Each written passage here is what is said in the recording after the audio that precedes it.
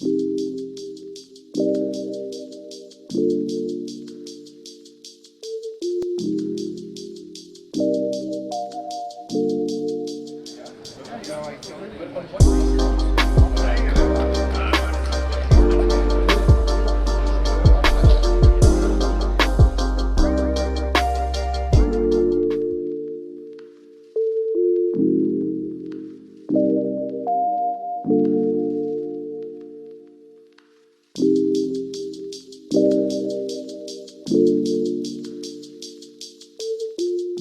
think probably it comes from a period of time when he wasn't trying to influence me one way to be a DO or an MD.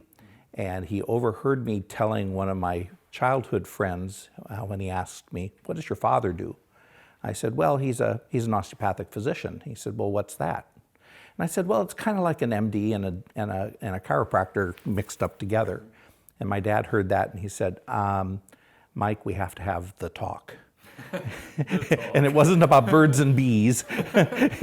It was about if you take the best allopathic MD physician and you take the best manual therapist, physical therapist, chiropractor, somebody who uses their hands, and you put them together, that skill set still doesn't define what we are as osteopathic practitioners. And that is, we have a unique way of looking at what we do and why we do it. And it's that set of goals that makes us truly osteopathic.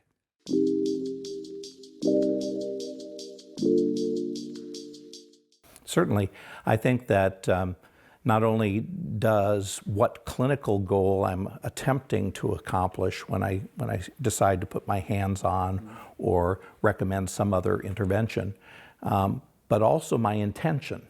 Yeah. I think your attention focuses intention, which then in turn makes a unique interaction between the patient and you for a different outcome.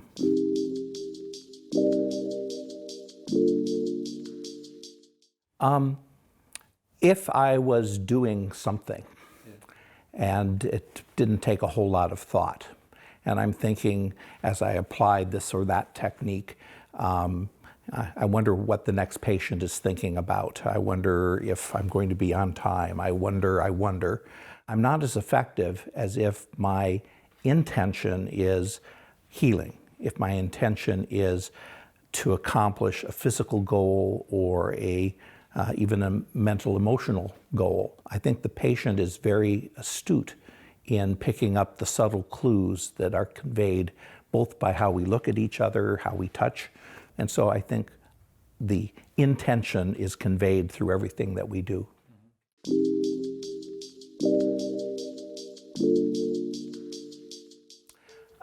Well, I don't think I could have done it in a shorter time, but I think I would say to myself, spend the time not worrying about where it all leads.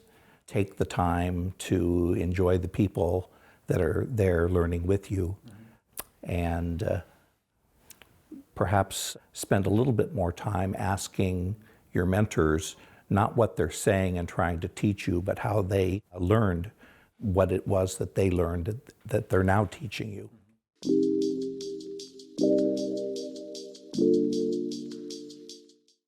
Again, it was how did they get here? I think the sorts of questions that you're asking now, I don't know that I've got good answers to, but they would be the same questions that I would want to ask my mentors. Yeah. Because I spent so much time trying to learn what they were teaching. And now where I am, I would like to learn better how to teach what it was that got me to the point where I could learn from my mentors.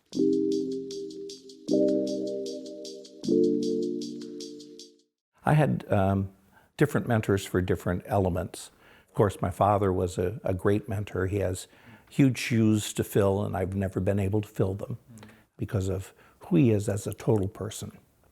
I'm going to be talking a lot about the work of Dr. Zink here. And J. Gordon Zink was a tremendous mentor because he taught me to look at goals rather than trying to apply techniques or try to do a series of therapeutic maneuvers. to come to an outcome, but rather to set distinct clinical goals, and then the tools kind of fall into place for getting the job done. I have a mentor who was involved in setting health policy issues, so that not only do you take care of your individual patients, but what is the impact then of what you do and what your profession does to all people and to the people who come after you. So Barbara Ross-Lee was kind of that role for me. And I think Viola Fryman probably was a huge factor in working through things. She always took me one step farther than I was ready to accept on blind faith. But by the time we got back together, I had processed what she had to say, and it had become a part of me, and now I was ready for the next step.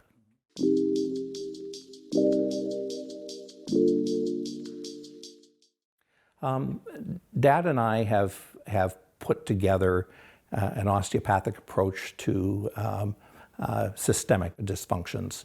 And so we try to share with our students that if you can do something for the sympathetics, something for the parasympathetics, something for the lymphatics, those are areas that can, where osteopathic manipulative treatment can have an impact in enhancing self-healing mechanisms.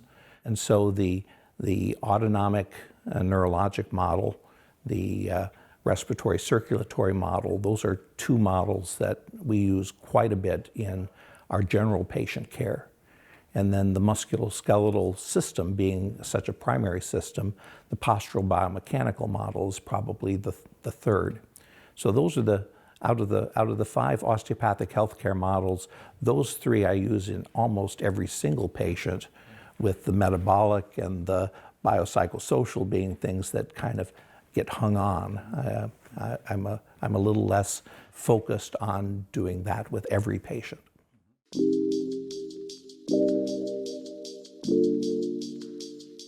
Do you mean if there were less than 24 hours in the day, what would I distinctively cut out?